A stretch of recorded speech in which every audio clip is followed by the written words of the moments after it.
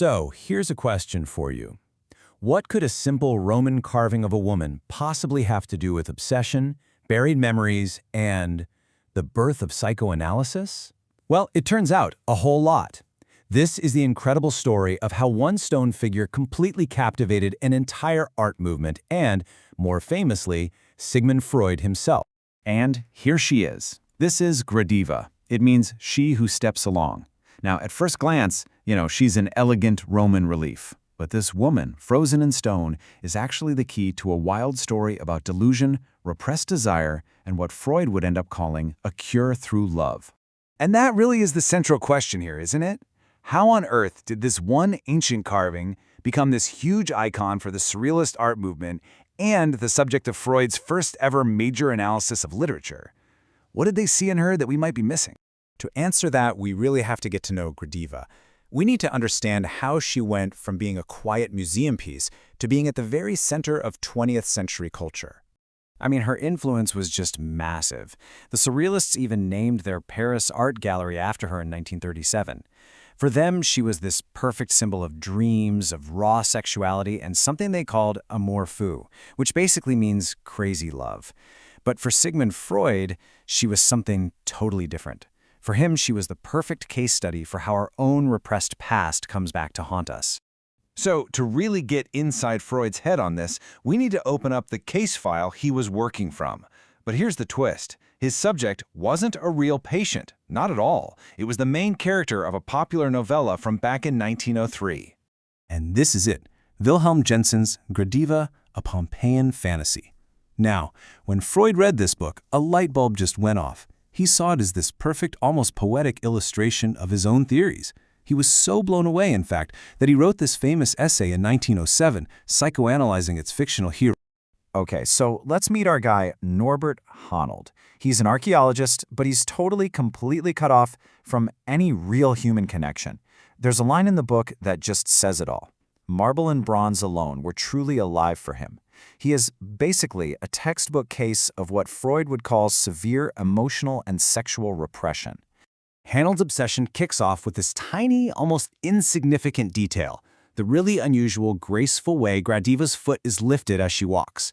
And that one little observation just completely takes over his imagination. He becomes totally fixated. He's even studying the feet of random women on the street to compare them to the carving. Yeah, so his academic interest pretty quickly spirals into a full-blown delusion.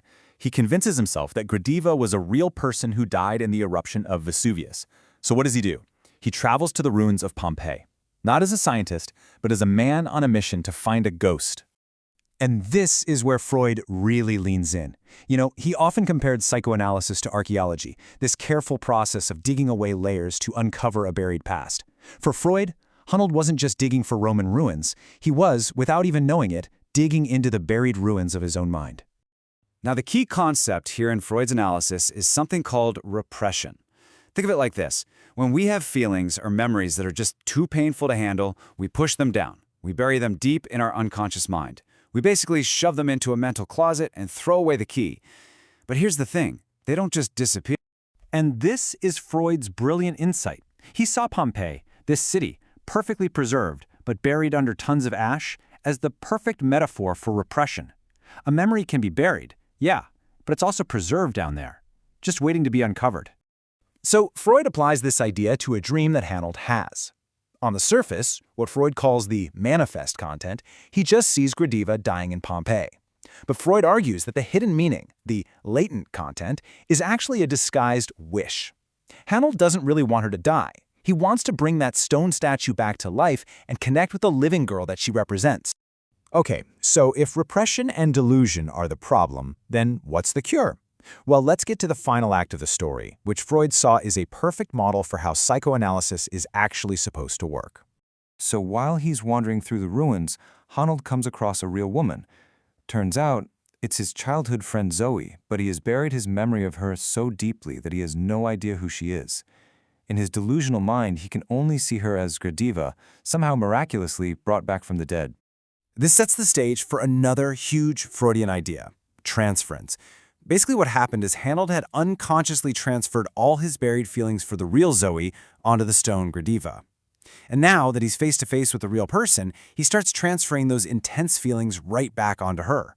In a way, she kind of becomes his therapist without either of them realizing it. And here's how this cure plays out. Zoe is just brilliant about it. Instead of just telling him he's crazy, she actually plays along. She offers sympathy and patiently guides him. Bit by bit, she helps him connect the fantasy of Gradiva to his forgotten childhood memories of her. And the moment he finally realizes his obsession was really about the living, breathing Zoe all along, his delusion just shatters, and his repressed love is finally set free. So why are we still talking about this strange story today? Why does it still resonate? Well, it's because this novella gave Freud the perfect way to introduce his really complex ideas to the world, but in the form of a compelling human story. Honestly, the legacy of this essay is huge. It really showed people that our behavior is often guided by these unconscious forces we don't even know are there. It took these complicated ideas out of the doctor's office and made them understandable through a story. And maybe most importantly, it showed that what we repress, our desires, our memories, it will always find a way to come back, sometimes in the strangest ways imaginable. And in the end, that's what Freud's analysis of Gradiva so beautifully revealed, that at its very core, psychoanalysis wasn't just about delusion and neurosis. It was about liberating repressed love. It was, in its own way, a science of love.